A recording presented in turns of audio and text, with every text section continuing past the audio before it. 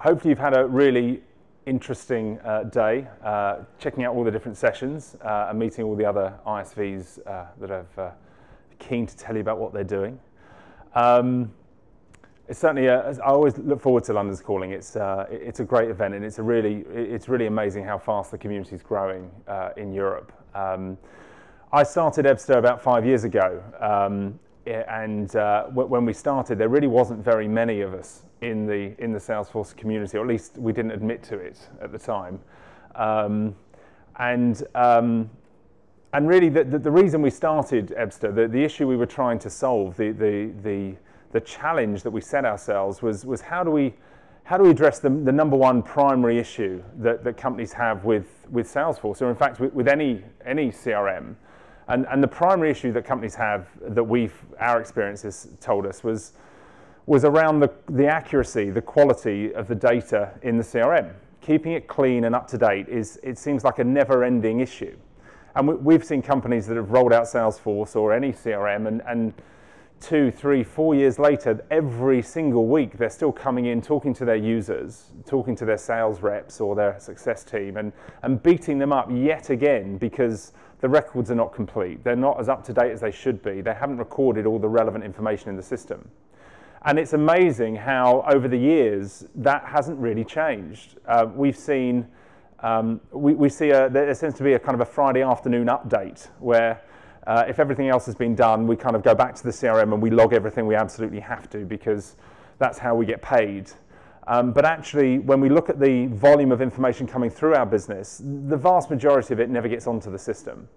And I'm not necessarily talking about creating that specific opportunity, but when your sales reps are engaging with a customer, or your success team are talking to an existing customer, they will inevitably engage with lots of new people through that process, whether it's additional support people through that process or engaging with more decision makers. And the reality is that they know where their contact details are because they've been exchanging emails with them, and all their contact details are sitting in their inbox. And so as a rep, I don't really care about updating the system, especially when I get people updating their latest telephone number or a new job title, or indeed if you get a hard bounce, someone's left the business. As a rep, what do I do with that? If I'm diligent, I might pick up go into LinkedIn and try and find out where they've gone and try and sell to them again. But if it's my success team that's recognized that this person's moved on, am I really diligent enough to make the sales team aware that this person who spent money with us last year has now moved to a different company?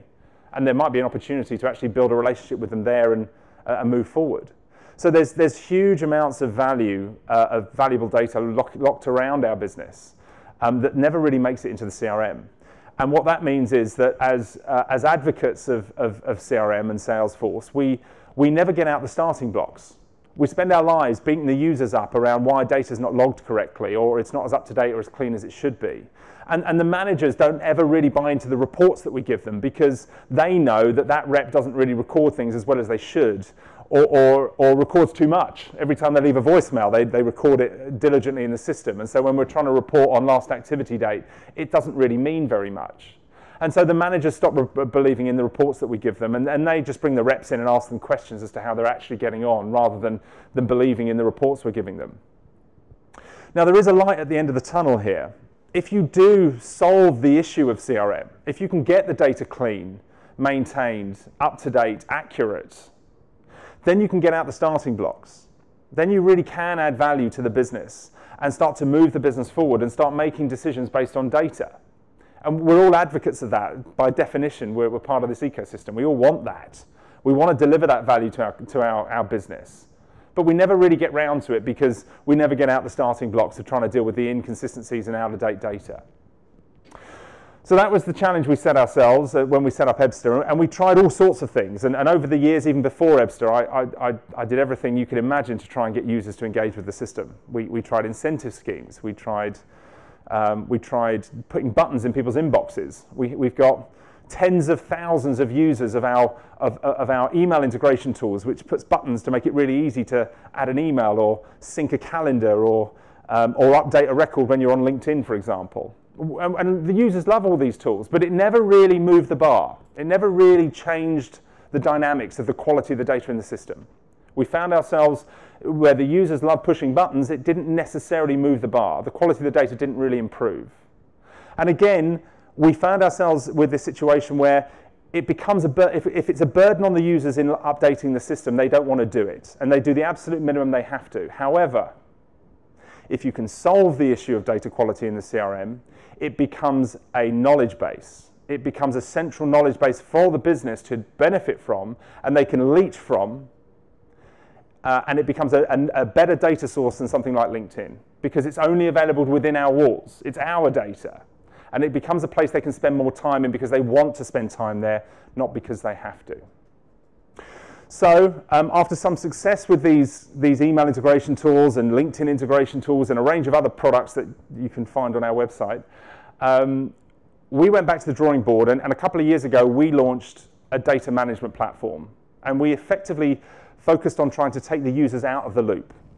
And so our customers connected up all of their mailboxes to our service, and we saw every email they've ever sent or received in the past. They also give us access to things like their phone systems, their marketing automation systems, their calendars, of course, as well. But the vast majority of the data that we're looking for is in the mailboxes. And we used all that information to effectively do three things. The first was to log all activity that related to every object inside Salesforce. And so when you open up an object, like an account or a contact, you can see a chronological order, an audit trail, if you will, of everything that's ever taken place, not just your email traffic, but anyone across the organization. So the success team can see what the sales guys have done, the management team can see what's going on a particular opportunity, and so on. The second thing we did is we created a contact record for every human your business interacts with. So without exception, pretty much without exception, every time you interact with a person, there's some level of email interaction. And at a minimum, we're going to find a first name, last name, and email address for every person your business has ever had any sort of engagement with. We also then dive into the email signatures, looking for the job titles and social media profiles and telephone numbers. And we build up this contact record for every person you've ever interacted with as a business. We then keep that contact record up to date by monitoring the email traffic. So if they leave the business and we get a hard bounce, we mark the record. If they change their job title or their telephone number, all that information gets updated against the contact record. And the final thing we did with that contact is we gave it a score out of 100. And that score was a way of understanding the level of engagement you have with that individual. And over the last couple of years, that score has become more and more comprehensive. So for example, if I bombard you with emails but you never respond, that doesn't mean we've got an engagement. But if you do respond and how often you respond, we'll have a good indicator as to how strong the relationship is. Same with phone call data. If I leave you 5-second voicemails every other day, that doesn't mean we've got a relationship. But if we have a phone call that lasts more than a minute and a half, or you call me, then the engagement score goes up. And over time, if you don't engage, the score goes down.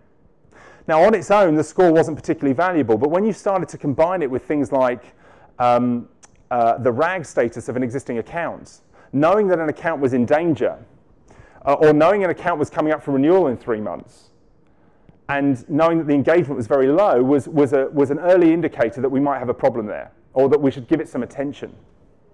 And so we started to use the engagement scoring in reporting. And then about a year ago, we found out about GDPR.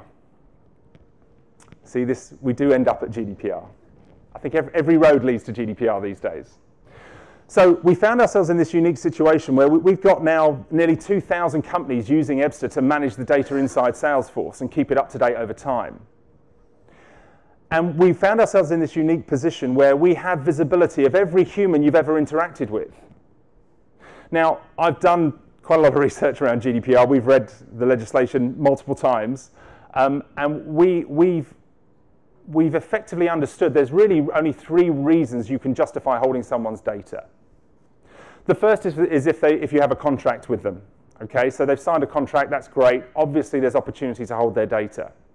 What you can do with that data is limited to what you have in the contract, but you're obviously legitimately able to hold that data.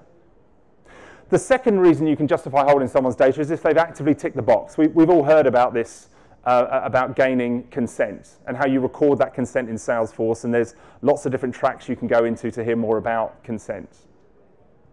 The final justification for holding someone's data is something called legitimate interest. Now, when you talk to people that know very little about GDPR, that's what they're relying on. They're convinced that, yeah, it's all fine, we don't have to change anything. Legitimate interest is all we need. But how do you justify legitimate interest? So let me give you a working example. We met 1,000 people at Dreamforce in November. And we scanned all their badges, and you could argue that we had certain levels of permissions over their data because they allowed us to scan their badge.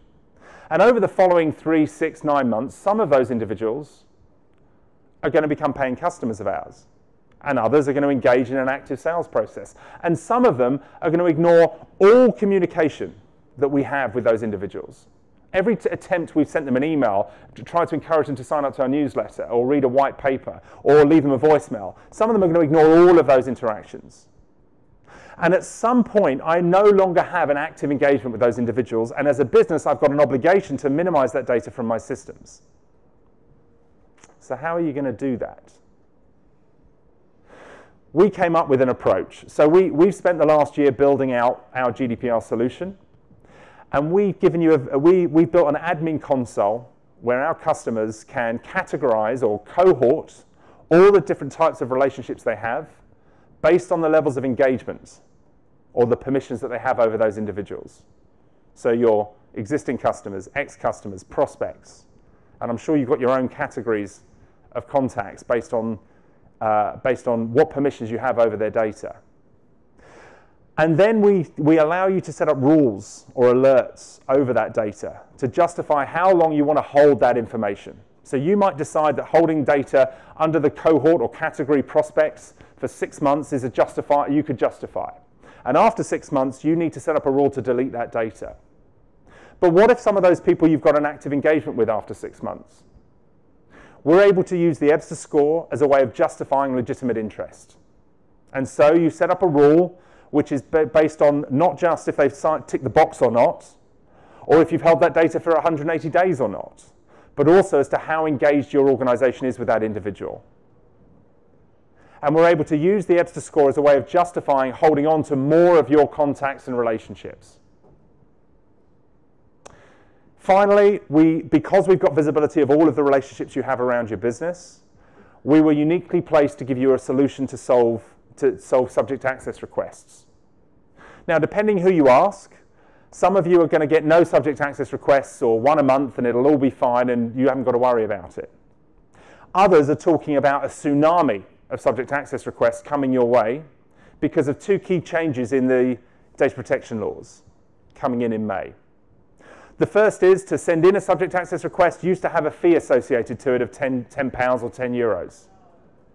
Under the legislation from May onwards, the subject themselves no longer has to pay you €10 for that subject access request to take place. In addition to that, we're being told that under the current legislation, for me to litigate against you, not only do you have to be in breach of holding my data, but I have to be able to prove damages. I have to legitimately be able to show how I've been hurt or you've cost me money by holding my data. Under the new legislation, our understanding is that you no longer need to prove that damages. When you combine those 2 changes to the data protection laws, we're seeing companies are being set up already, and we've all heard about these PPI for GDPR type companies. And we think that consumers are going to be encouraged to reach out to as many companies as they possibly can, requesting an audit of everything you've held on them, and executing their right to be forgotten. Once again, we think we're uniquely placed to help you solve this. We've built a console where you can put the person's name into the console, and we'll give you an audit. We'll report back to you on all the personally identifiable data you hold on that individual, not just in Salesforce, but also in the mailboxes of the individual users, your reps on the ground, and any other system you're connected to, so your phone systems, your calendars, maybe your marketing systems as well. We don't just give you a report of all the personally identifiable data we hold, but also, when did you first engage with that individual? When did you last engage with them? How many mailboxes is their personally identifiable data in? How many emails have you exchanged? Who in the business has got the strongest relationship with that contact? We deliver that in a report you can deliver at a push button out to the data owner, and if they've asked to be forgotten, we can minimize that data not just from Salesforce, but also from the mailboxes of the users. I'm going to show you now what we've done around GDPR. to try and give you a bit more visibility.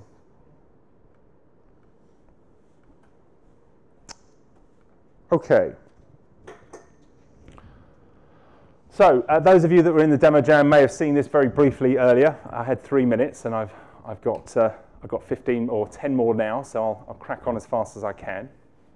So this is our console. This is the back end of Ebsta that wouldn't be available to your users, just to you as the administrator. So imagine your organization has connected up all your mailboxes, and we've gone back, let's say, 12 months or 18 months worth of a crunch through all of your email traffic, and we've identified every contact you've got across all of your email boxes.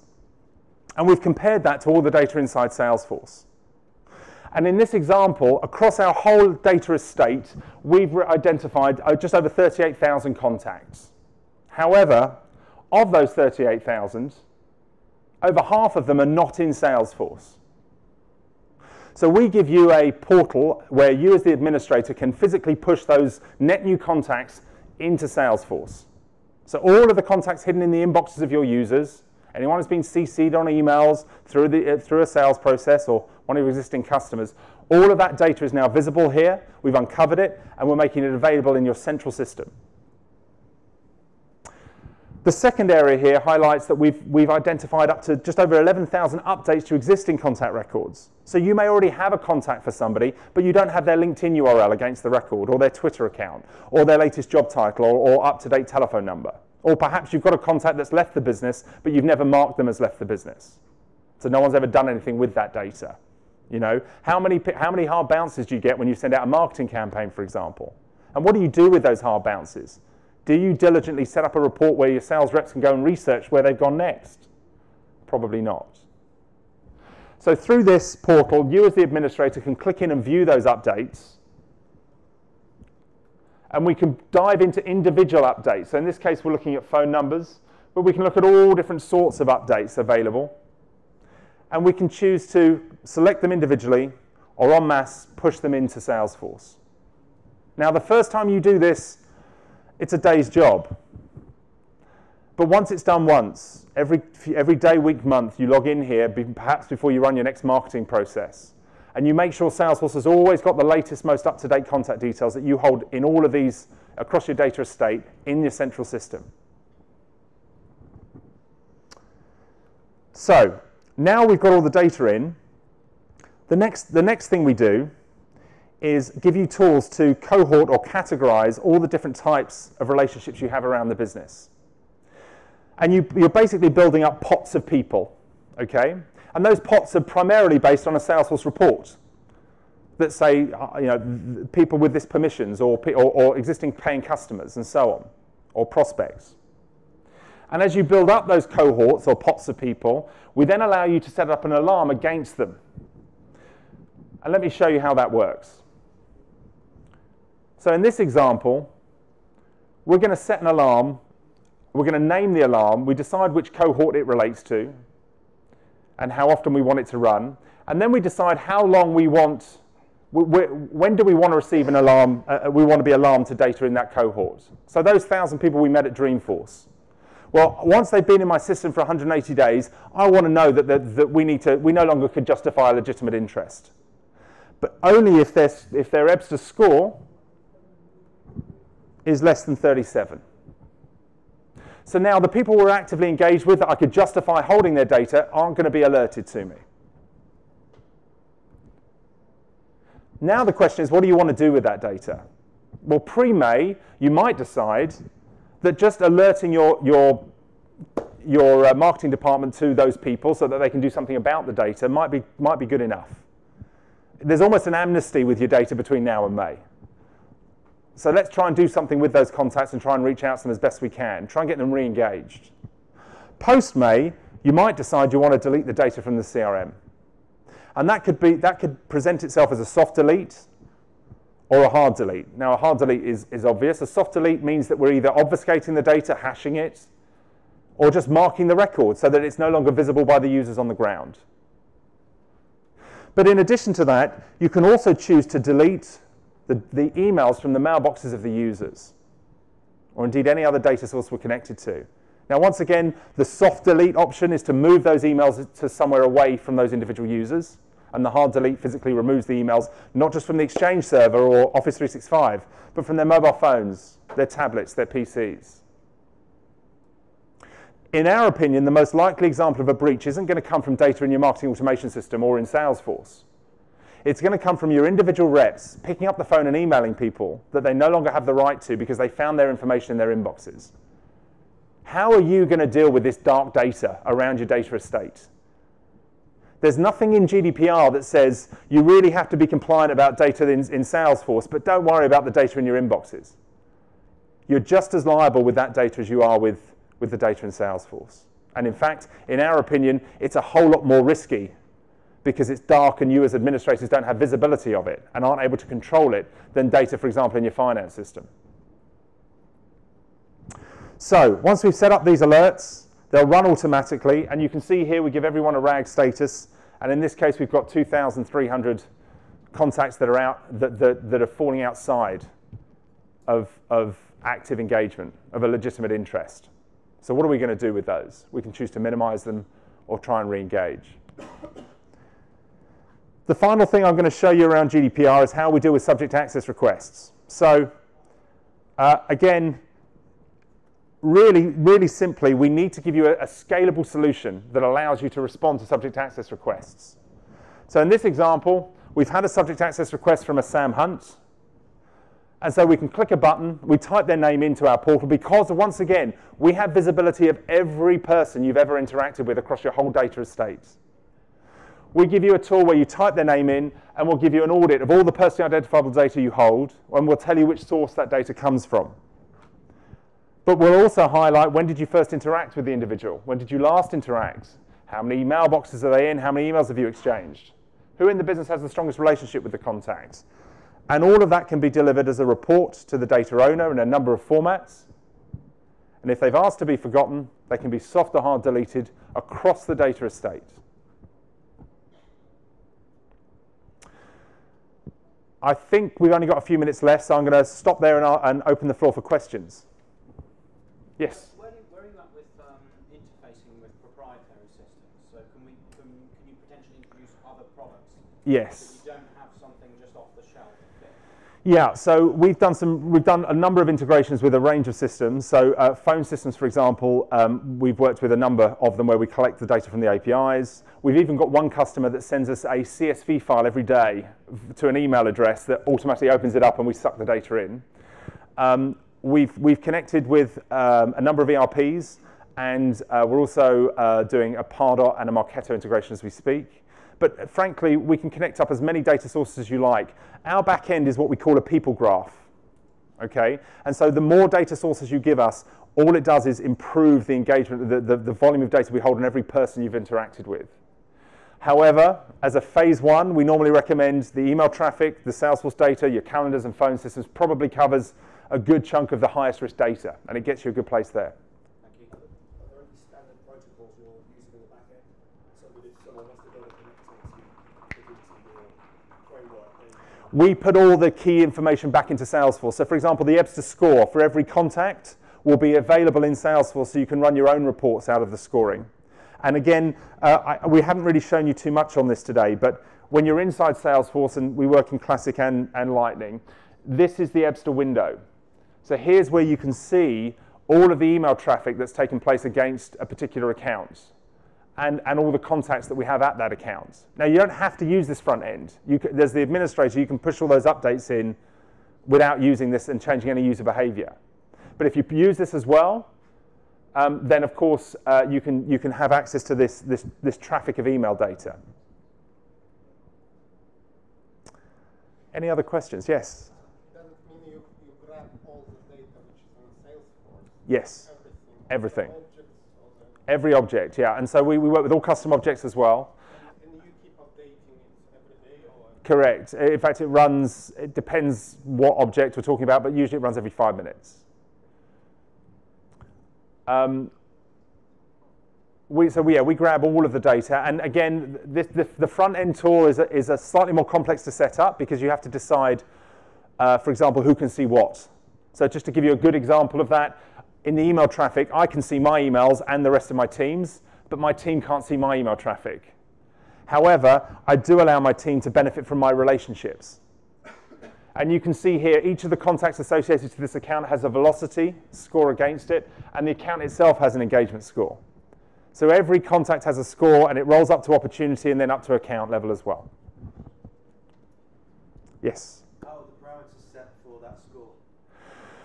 It's a very good question. So we have hundreds of data points on it, but it's become more comprehensive as we've moved forward. So, for example, we can give you the matrix, but ultimately the basic principle is that we believe that engagement is arbitrary.